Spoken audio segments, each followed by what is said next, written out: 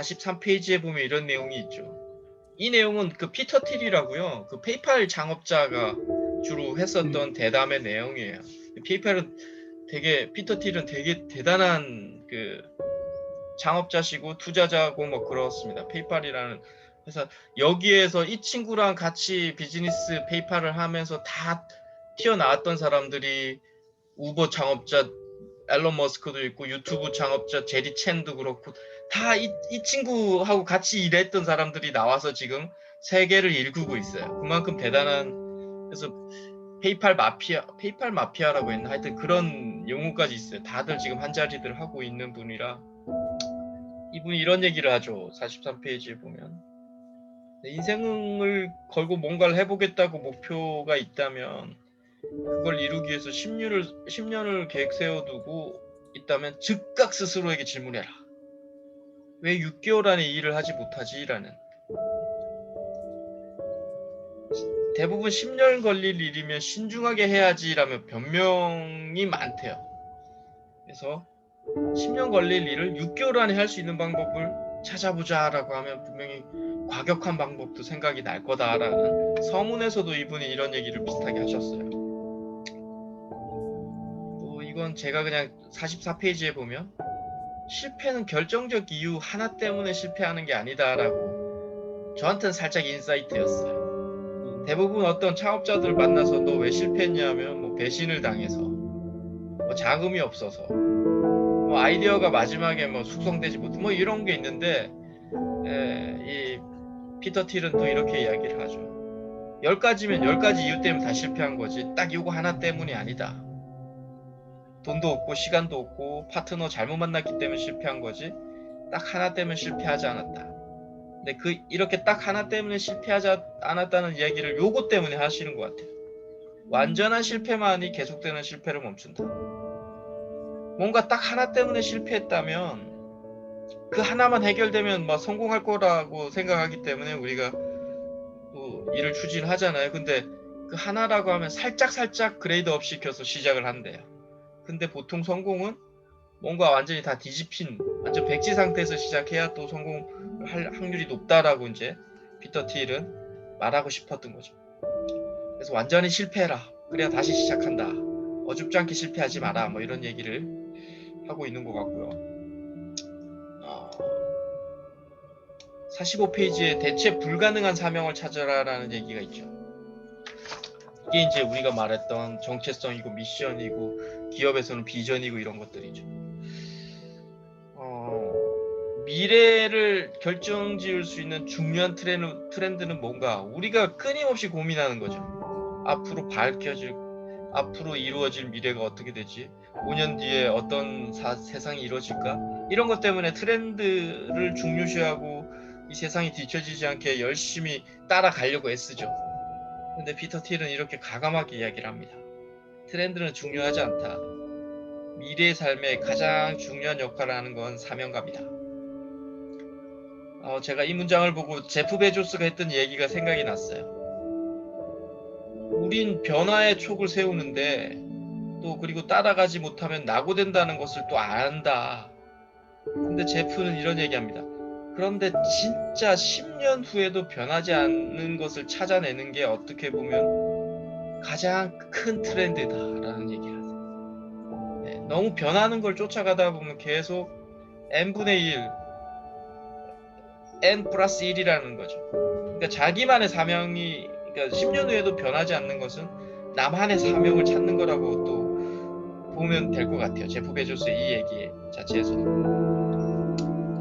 그래서 또 사명을 이렇게 정리를 하죠. 다른 사람들이 해결하지 못한 문제를 찾아내는. 네, 저도 창업책 지금도 쓰고 있고 하지만 정말 이 얘기는 많이 썼던 것 같아요. 다른 사람들이 해결하지 못한 문제, 다른 사람들이 엄두도 내지 못하는 문제를 찾아내고 해결하려고 노력하는 것.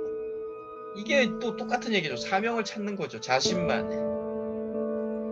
우리는 보통 가장 잘 나가는 사람들 저거 좀 따라가면 잘하겠다 이렇게 해서 보통 비즈니스를 시작을 하게 되고 자신의 일을 시작하게 되는데, 확실히 어느 누구도 하지 못하는 것, 내가 한번 이거 해봐야지 하는 것, 네, 그게 분명한 가장 유니크한 사명이 될 것 같아요.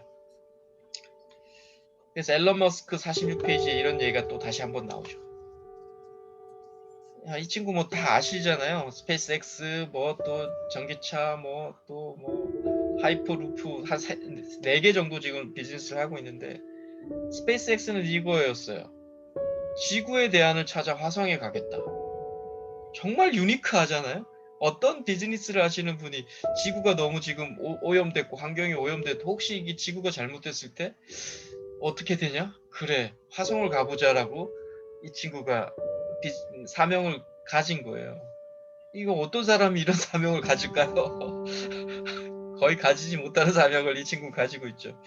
정말 대체 불가능한 사업이고, 스페이스 X 말고 누구도 해결할 수 없는 문제를 이 친구가 찾아낸 거죠. 그러면서 인생을 걸 만한 계획이나 목표가 있다면, 네, 가장 먼저 해야 할 일은 타인이 절대 대체할 수 없는 나만의 사명을 찾는 것이다. 이 말이 재밌죠. 찾다가 오죽했으면 화성에 갈 생각을 했겠는가. 유니크한 사명을 찾다 보니까 정말 화성에 갈 생각까지 한 거죠. 네, 이건 아무도 못할 일이라고 생각했더니 웃음이 사라지고 진지해지기 시작했다. 네, 그럴 것 같아요. 그런데 요즘에 또 제프 베조스 얘기가 많죠. 블루 오리진이라고, 제프 베조스도 똑같이 이런 우주 산업을 시작하고 있어요. 2000년대 설립해서. 근데 이 친구도 지금 되게 괄목할 만한 성장을 하고 있어요. 약간 라이벌이에요. 스페이스 X랑 블루 오리진이랑. 피터 틸이 이런 얘기 하죠. 명문대 진학해서 똑같은 몇 개 안 되는 과목을 공부하고 몇 개의 똑같은 직업을 선택하는 사회는 비전이 없다. 네, 우리 사회가 지금 약간 그렇죠. 특히 우리나라 한국 사회가 다 그냥 변호사 해야 되고 의사 해야 되는 걸로 집중되어 있죠. 공부 잘하는 사람들이. 피터 틸도 변호사였어요. 네, 근데 지금 이렇게 비즈니스를 하고 있죠. 어디서 어떻게 누구와 경쟁할 것인지를 고민하지 마라. 그 대신 더 큰 성공을 위해 경쟁심을 벌이려면 어떻게 해야 할까를 자신에게 질문해라. 이게 정말 유니크한 사명을 찾아라는 얘기인데, 우리가 끊임없이 경쟁자를 고민합니다. 저 사람은 어떻고, 네, 나는 저 사람하고 어떻게. 그런데 진짜 뭐 우리가 뭐 제가 피터 틸이 될 수도 없고 우리가 뭐 정말 앨런 머스크가 될 수 없을 수 있지만, 더 큰 성공을 위해서는 확실히 제가 볼 때는 경쟁심을 버리셔야 되는 건 제가 확신하죠. 당연히 신경은 쓰여지지만 그 신경을 쓰여지는 과정에서 경쟁심으로 그 사람을 배타하는 순간에 좀 많이 또 쪼그라든다는 걸 많이 느끼거든요. 정말 오픈해서 그냥 한번 보여주고 공유하면서 더 큰 혁신으로 나아가는 게, 네, 비즈니스를 크게 성공하시는 분들의 공통점이었어요. 제가 지금 한 50개 기업 쓰고 있는데 그분들의 다 대부분의 공통점이었어요. 여하튼 우리는 유니크한 사명을 찾아야 된다. 47페이지에도 네, 재미난 얘기가 있죠. 네. 큰 성공을 거둔 사람들을 보면 대부분은 창업자이고 투자자이고 작가이고 크리에이터이고 아티스트라는 거죠. 한우물만 판 사람이, 옛날 우리는 한우물만 파라고 했는데 한우물 파더라도 대부분 요즘에 글도 다 쓰고요. 유튜브도 다 하고 그렇더라고요, 요즘에는. 그래서 좀 다양한 분야에, 그게 어떻게 보면 통찰이죠. 한우물을 파는 것도 있지만 다양한 분야를 섭렵하다 보면 거기에서 인사이트가 생기는 게 많아요. 보통은 많은 창업자들이 또 크게 성공하신 분들이 대부분의 공통점이었어요. 이것도. 그래서 경쟁심도 버리셔야 되고, 네, 뭐 우리가 아까 말씀드렸던 것처럼 생각하는 거 이거죠. 경쟁에서 승리하는 게 성공이라고 합의했던 게 우리 사회죠. 특히 한국 사회에서. 그래서 한국 사회에서 창업자가 없어요. 중국이나 지금 미국이나 실리콘밸리 같은 데는 그냥 대학 졸업하고 이러면 창업이 우선인데 우리나라는 변호사, 의사가 우선이에요. 그래서 지금 우리나라가 되게 죽어있는 사회라 그럽니다. 학자들은. 에너지가 없다라는 거죠. 네. 변호사, 의사는 뭔가 생각하는 것보다도 따라가는 게임이잖아요. 가장 좋았던 어떤 의사를. 근데 창업은 자신만의 길을 따라가는 거기 때문에 조금 더 에너지가 더 필요하죠. 그래서 이 얘기를 빨간색으로 썼던 이 얘기가 정말 좀 인사이트가 있더라고요. 성공은 아주 극소수의 사람들만 동의할 것 같은